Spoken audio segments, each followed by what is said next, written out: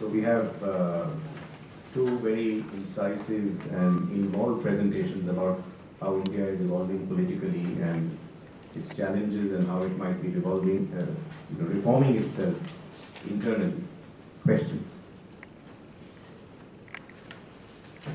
Okay, Mr. Surya Narayan, then you, and then Raja. We can take 3 questions at a time. Please introduce yourselves before. Surya Narayan from the Institute of South Asian Studies here in Singapore. Transparency was also one of the catchphrases of your movement as well as the political party. So could you say something about the fundraising aspect of your party? And secondly, how do you hope to sustain the morale of your party or the movement campaigners, whatever might be the description, going forward? Thank you.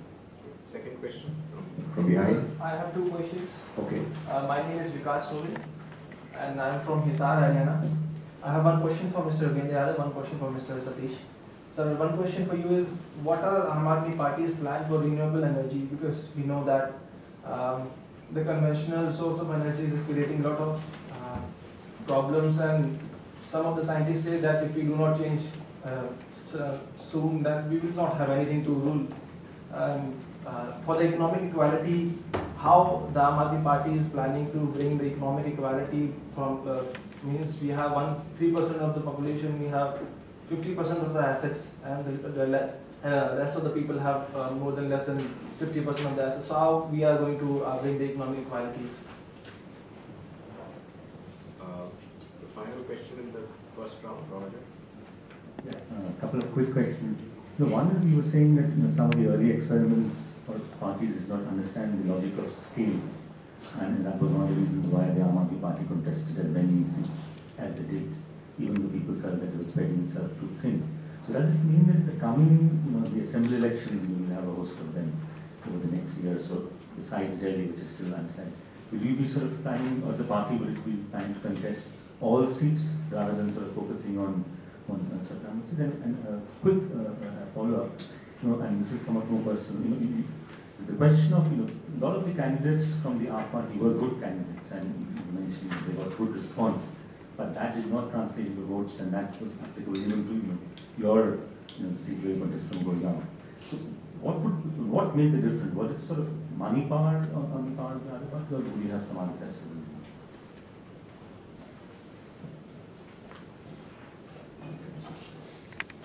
On the fundraising part, essentially, we took 100% of the money by way of checks or through online transfers. We gave a receipt for all the donations that we collected. In Delhi, the limit was 14 lakhs per constituency, that translated to around 98 billion rupees. That was at the candidate level. And at the party level, we decided that we will collect an equivalent amount. So once we got those, that 20 crore, 200 million rupees, we stopped taking donations. And it came from all kinds of people who came with 10 rupees. We went to people from the slums, even rickshaw pullers, they contributed 5 rupees, 10 rupees. There were people who gave, we didn't take money from large corporates.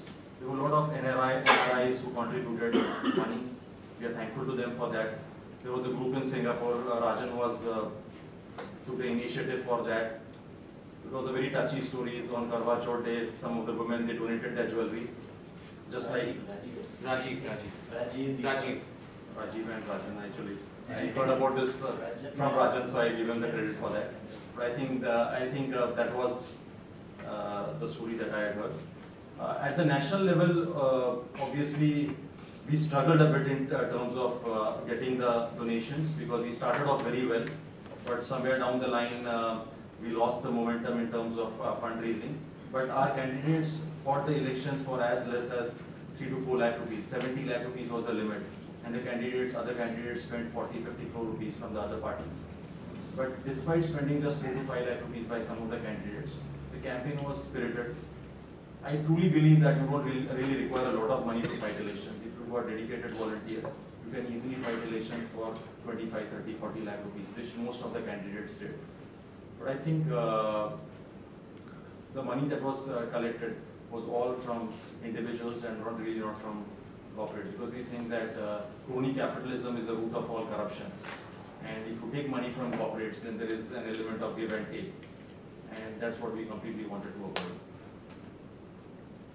And on the economy part, okay, on renewable energy, obviously most global economies, the developed economies are talking of 20% of their power coming from renewable sources.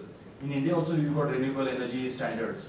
But obviously since most of the state electricity boards are bankrupt, they're not following them because they have to buy renewable energy costs around 5 to 6 rupees a unit as against 4.5 rupees for thermal power. So nobody is following those standards. But I think even the BJP government has a plan for renewable energy, which is a positive. And I think if we get to that 5% standard and then move to 10 and then subsequently to 20%, I think that is a big opportunity. Fortunately, renewable energy prices are falling globally. Solar power, which used to cost 16 to 17 rupees a unit, is down to 6.5 rupees per unit. Even wind energy is now close to thermal energy. So I think it's becoming more viable. The challenge is in terms of the grid balancing, because though it costs the same, the PLFs for say wind energy or solar energy are just say 20 to 25%. So balancing of the grid is a challenge. So we need to get there. But I think we are working on it. And your other question was, how do you rebalance the economy? You were saying 3% of the population controls a large part of the wealth. That's precisely the challenge that we are fighting. Because we think that, see, if you really look at why this gap has been created, you had the license Raj initially. So the most powerful businessmen got all the licenses and they ran all the businesses. And in 1991, you had a partial liberalization of the economy. Since then, there has been a wider distribution of wealth. But still, you've got some of the powerful families contributing to the political parties to fight the elections.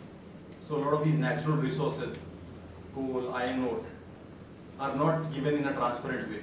There are allocation of these resources, which makes some corporate groups more powerful. So it's not a level playing field. So what the Aam Aadmi Party is really fighting for is a level playing field.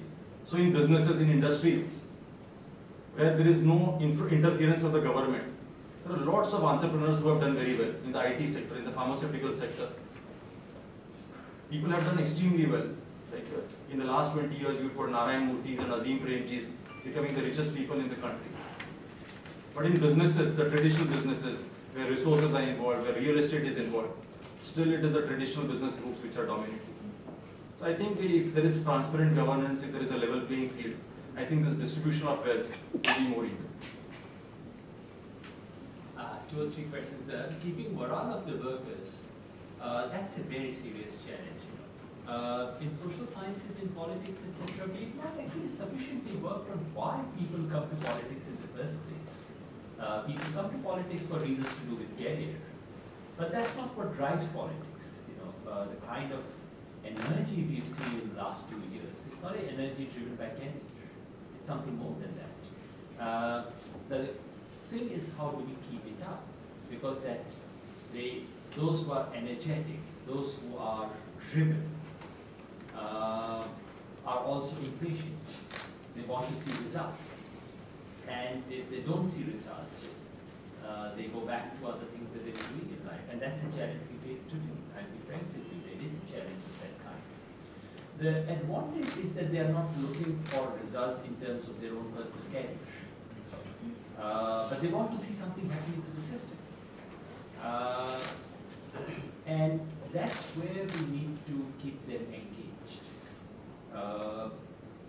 And I have seen that volunteers have themselves found ways through local RTIs, through local anti-corruption campaigns and so on, to be involved in that. And, but yes, once in a while you need a dose of success to keep it up. So there's a lot of idealism, and we do have a challenge right now to maintain that.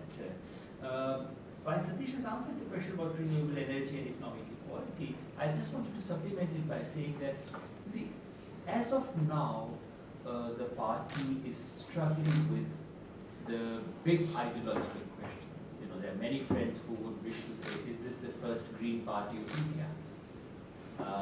Probably not. But we have a position on GM foods, which the Greens would love. We have taken position on different questions. On renewable energy too, while there would be almost a national consensus, at least on paper, to increase the share of But would this be the first party which would shift the focus and attention on thinking about energy to the renewable energy? As yet, that has not happened. As yet, in our national imagination, this is a little add-on. ये भी कर लेते. Can you shift that around and say this will be our principal focus? That's what would give it an ideological thrust. So these are questions we are negotiating. On economic equality, the difficulty is that we have inherited from 20th century not only a focus on economic equality, or at least attention to those who are seriously disadvantaged, but we have also inherited a script about how to address economic inequalities, which comes from the standard left script. The trouble is that the script doesn't work. And how do we disentangle these two things? How do we unstaple the two? Namely, the objective of doing something for the poor, for the most disadvantaged, for the least advantaged, from the means, public sector license, quota, state intervention, these were the preferred means of doing it. Can we uncouple these two things? That to me is a challenge, which we have to think hard about.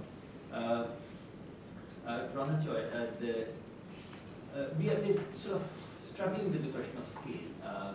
I personally think that we did a very smart thing by spreading ourselves in an election which was to be won by Mr. Modi anyway, where if we had tried to concentrate on 25 or 30 seats, I can assure you that only one of the 4 seats that we have won would have been in those lists of 25 or 30.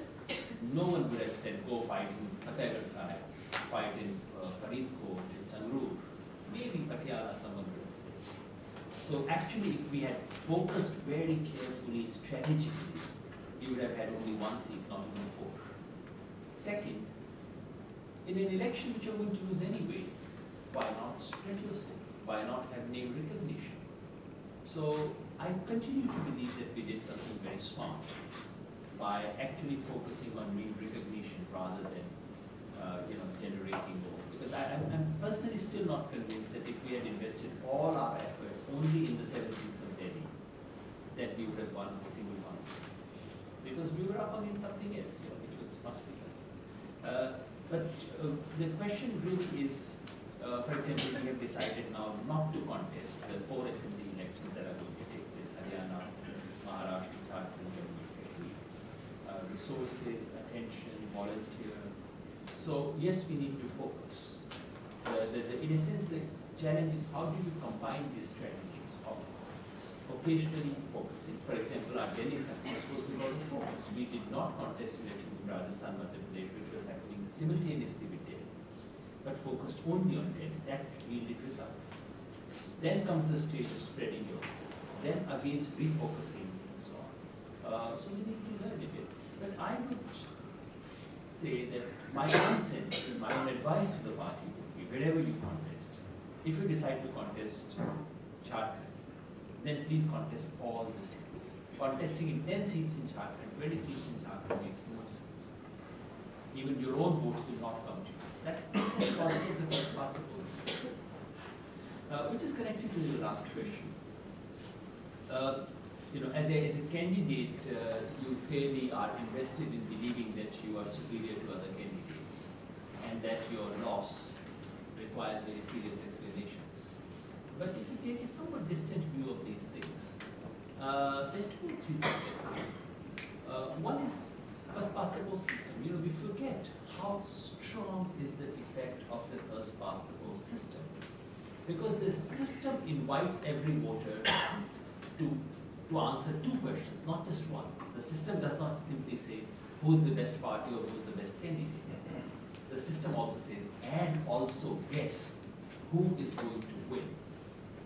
And if you are voting for someone who may be the best or good, but who's not likely to win, you are wasting your vote. So the wasted vote syndrome plays out in a very big way.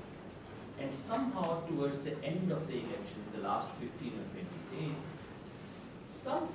there's common sense that gets built of who are in the fray and those who are not in the fray. If for whatever reason you are seen to be not in the fray, then your whatever potential votes you want get divided by the factor of 4 or 10 or whatever, you know. And if for whatever reason you happen to be in the fray, which is to be seen to be either winning or with a chance to win, then your vote gets multiplied by 2 or 3. Now that's it. That's a guillotine that happens somewhere before elections. And then you can keep discussing how and when and how. This happened in my own constituency, I can tell you. This happened 4 or 5 days before election. And I knew I was out. It was polarized on Hindu-Muslim question. My constituency has 30% Muslims. And the wisdom in that 30% area of Mewat was, we have this one chance of electing a male Muslim as a MP. Don't let go of this chance. And the corresponding wisdom in the other part was, beware, this male will become your MP. So it was polarized on that line. And people like me, we were nowhere out. And the moment that happens, your potential vote drops. I personally do not believe that if that had not happened, I would have won the election. No, I don't think I was winning the election at any stage. But my votes, which were finally 80,000, would have probably been more than 2 lakhs or so, if that did not happen. But that does happen. That's a very so we underestimate, while we all know there is FPPT, but what it does to the psychology of the voter at the ground is something we have under-researched. Now we have a last set of questions. Those questions, I don't think we will. See, I think I will be able to take just 3, and then maybe we can have, more, because there'll be coffee. Ishtiyaq, Professor Janish Kudesiya, Himanshu, and the person sitting next. I think there we just, questions have to be very brief so that our speakers can respond. I'm Ishtiyaq, I represent the corporate sector, something that Satish has alluded to. Every alternate politics has to lead to alternate governance. And somehow that was conspicuously missing in your conversation, and Satish alluded to that briefly. And this entire, as somebody, I'm a product of socialist India. I think we have been East, but I'm very proud of working for capitalist forces, the corporate. Somehow there's this entire concept of holier than thou, and brushing the entire capitalism from one paint and color of paint leads to a lot of confusion. Arvind, I remember, had a great session with CII in Delhi, but that was too little, too late. It was the fag end of his, I think, chief ministry were after that. So that creates a lot of confusion in the mind of what we call the middle class, the upper middle class, because there's nothing wrong in making money as long as you're making it right and giving back to the society. So what's your thoughts on that?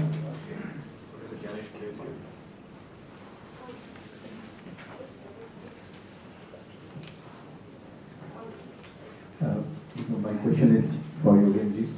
So I was hoping that in your exposition there would be some more elaboration about the roadmap, and particularly the roadmap for the future, or the short, middle-term future, next 5 years perhaps, and what kind of dilemmas which the leadership faces. Also, this question of motivation, which it's disappointing for me, someone like me who sees Mr. Rajmohan Gandhi, Professor Anand Kumar, iconic figures, Medha Patkar, losing. So what happens? What kind of connections stay between these very important individuals and the party? And again, this will affect the motivation of the sort of volunteers that you have and the second rank of leadership which you have. Thank you.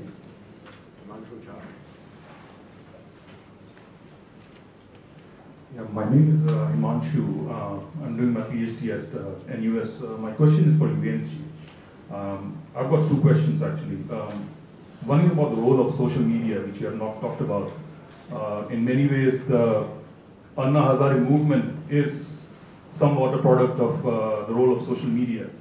the clarion call was made on Facebook, and you have a direct connection with the people, which was extensively used during the elections as well, and BJP then eventually caught up, and Modi kind of swept the whole scene. So is the role, we were talking about the change in the rules of the game. Do you think that the social media and the role of social media in the electoral scene in India has come to stay? That is number one. Number two is about the continuity of political parties that you were talking about. And Aam Aadmi Party, in a sense, presents a departure, and there is no continuity. What about the continuity of ideologies? Where Arvind Kejriwal, people like Arvind Kejriwal, Manish Sisodiya, Professor Anand Kumar, actually represent an ideology which they come from, which might eventually get reflected in your roadmap, which in many senses I thought did not get reflected in your election manifesto. The ideologies that they represent, Arvind Kejriwal comes from a kind of NGO voluntary sector ideology. Before they came to Aam Aadmi, before they joined Aam Aadmi Party, before they formed Aam Aadmi Party. I think that's clear. The last question. Hi, Just have to call it. Sir, the Prime Minister of India, he is earning somewhere between 1 to 1.2 lakhs per month. Okay, a research scholar here earns more than that. So I just wanted to ask you that if someone has to get into politics in Indian politics, he either has to be extremely charitable and give up everything, or he needs a helicopter from Adani.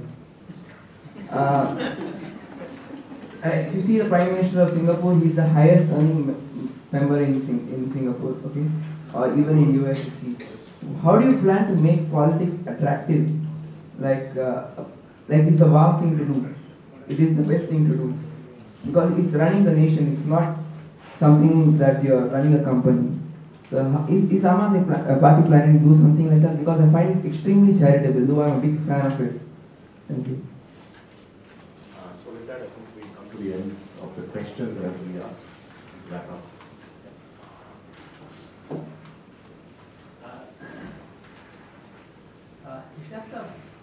I think in a sense, the way I look at it, it's precisely those big isms and prepackaged solutions that I would like Aam Aadmi Party to move away from. What is our position on capitalism? If someone asks me, I don't know if I need to respond to that question, because what I know is the following. Markets are here to stay. But as long as I can see, I cannot imagine a system. Human beings have not yet invented a system of matching demand and supply other than market. And any other attempts to replace have been decisively much worse than markets. So markets are here to stay. And state is here to stay. There have never been unregulated markets. Or whenever we have come close to looking at unregulated markets, like in post-USSR Russia, that's been a disaster for humankind. So once we realize that markets are here to stay and state regulation is here to stay, do I need to answer whether I love capitalism or socialism? I think what we are looking at are ways of combining market and its ability, its agility, a certain dynamism, with state regulations which are meant to serve collective goods. So for me the question is, how much of state regulation, where, to which effect, do we need a whole regime of subsidies when I have evidence that they produce exactly the opposite effects? Probably not. Can I trust private sector in India to come and open schools in every village of India? Probably not. So I really think that many of these debates of the 20th century are things which have, I've spent a lot of time in my earlier life looking at those debates, but honestly they have ceased to interest me, because I think they take my attention away from what we really need to do. Which relates to the question of ideology. you may know what is the ideology of Arvind Kejriwal or Manish Sisodia or Anand Kumar. I don't. I think that's an advantage in this party. You know, what people think is a disadvantage is, to my mind, an advantage. The advantage is that people have come from multiplicity of ideological traditions. So the legacies of 20th century India, ideological legacy of 20th century India, gets reflected in our party in different proportions, which is good, because the party is not captured by any one of them. I do not regret it. Many of my friends regret it. They would come and whisper in my ears to say, you know, if only we had more leftists. I think it would have been a disaster if we had more leftists. You know. So the advantage is that this creates a balance which enables you to think afresh, which is what we are using this for. On the question of politicians, and I think much of the discussion about economic resources in politics gets unduly focused on the question of salary of elected representatives. That's one of the tiniest questions in politics. Singapore Prime Minister might earn the highest salary. I'm reasonably sure, without knowing him, that this is not what brought him to politics. You know? I think people get driven to politics by things other than that. They require sustenance. The real question is not the salary that a member of parliament gets or the prime minister gets. They should be given decent salaries like university professors. That's always been my position, which people have not accepted usually. But I think it's not worth debating. If a university professor gets salary, why not give that much salary to an MP and get done with it? The real question is, how does a political worker sustain herself for the first 20 years before she becomes an MLA or MP? That is the real question that we as a society, or democratic theory, needs to answer. There is no answer to this question in democratic theory. That is where we need to think about. On the question of social media, it is true that social media played a very important role during the Aam movement. I would not go far and say social media created the movement. I think the movement was created by popular disgust against corruption. Social media came as just that helpful trigger. It was, I mean, you know, sometimes in talking about media, we forget that it is a medium or some to connect two things. So let's not imagine that media creates movements. But yes, it played a very important role. By the time it came to the Lok Sabha election, the simple fact is BJP beat us hollow on social media. Our social media was driven by volunteers.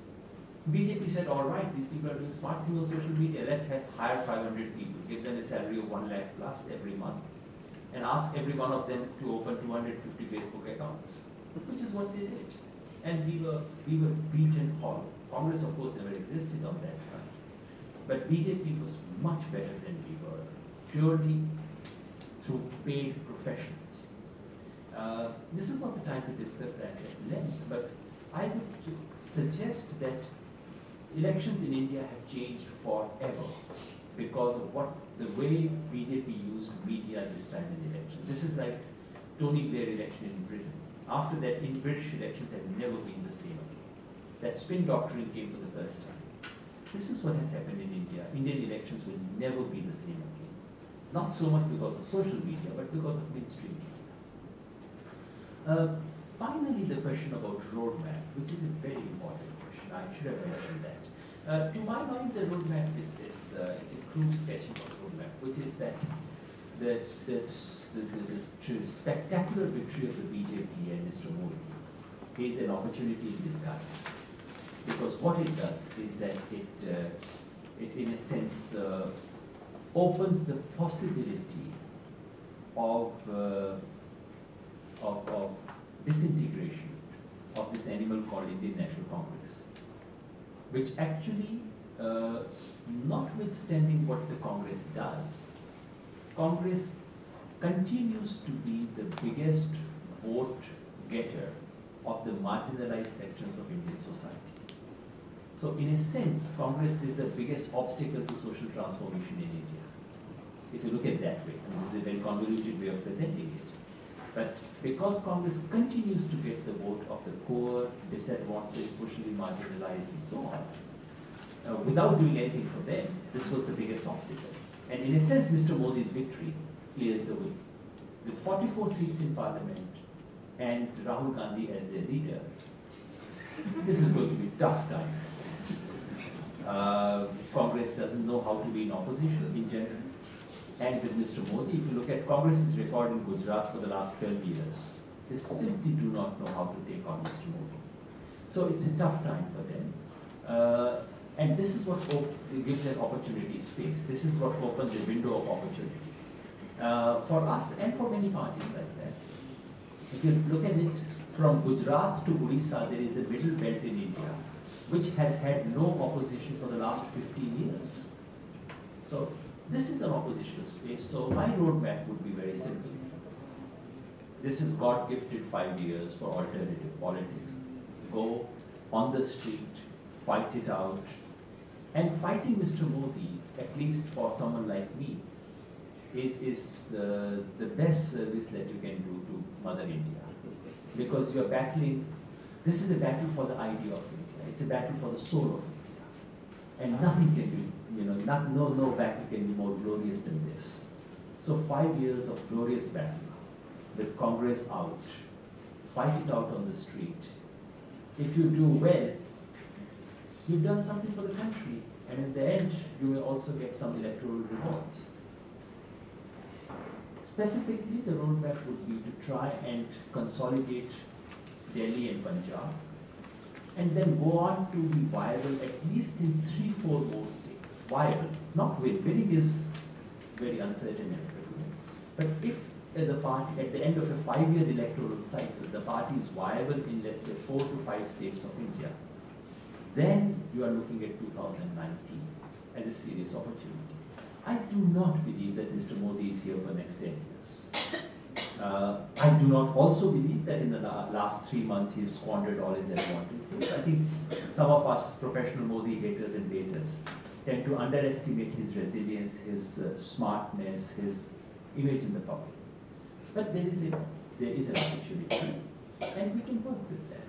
And this is where people like Medha Patkar, Raghumohan Gandhi, Anand Kumar, and everyone else comes in, because one of the assets that the movement, that the party has had so far, is to draw some of the finest persons in India's public life. If Satish was not here, you wouldn't know that people like him exist in our party. I was traveling to Kerala, spoke to some of the candidates. This party has drawn, which is not probably a reflection of our strength, which is probably a reflection of the political vacuum in the country. This party has attracted some of the finest public-spirited Indians. And if we are onto this struggle for the next 5 years, then we retain them, then we build on that. So that is very crudely put the roadmap here. Thank you. Thank you very much.